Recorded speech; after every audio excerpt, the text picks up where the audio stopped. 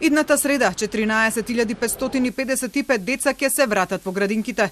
Ова е бројката која ја добило Министерството за труд и социјална политика пред 2 дена, откако направило анализа на капацитетите, но и на интересот на родителите за враќање на децата во градинките, при што приоритет имале самохраните родители и двајца родители со потврда дека работата не можат да извршуваат од дома.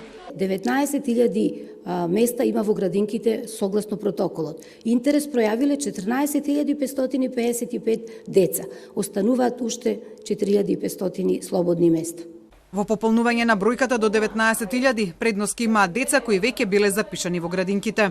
Доколку во некоја градинка се јави недостаток на места за сместување на дечиња согласно утврдените протоколи, во таква ситуација на ниво на општина може да се упатат дел од децата во соседна градинка која што е најблиска, меѓутоа нашата анализа како Министерство за труд и социјална политика покажа дека само неколку исклучоци постојат во државата за вакво сместување. Воспитувачите ќе ги примаат децата во градинка со временско растојание од по 10 минути меѓу секоја група, со мерење на температура и миење на рацете, а доколку некој дете качи температура во текот на денот, ќе се алармира и Центарот за јавно здравје. Протоколите предвидуваат децата да јадат во занималните, да излегуваат од нив во групи без мешање, да играат со играчки кои можат да се мијат.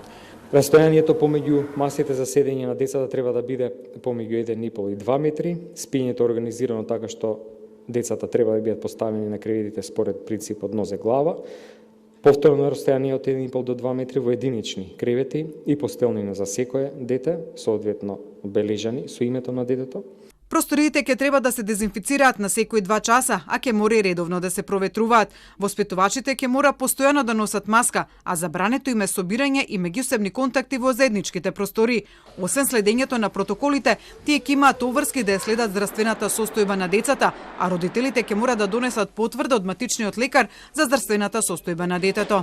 Воспитувачот ги контролира причините за отсуство на децата, контактира со родителите и доколку е потребно и со матичниот лекар, односно педијатар и Центарот за јавно здравје. Доколку некој дете пројави симптоми на COVID-19, ќе се изолира во посебна просторија, а ако вирусот се потврди, тогаш по препорака на епидемиолозите, можно е целата група со сенегователките да одат во домашна изолација.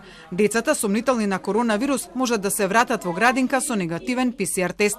Истите протоколи важат и за приватните градинки, па како што информираше Шахпаска, доколку ги исполнуваат и тие на 9 септември може да ги отворат вратите за децата.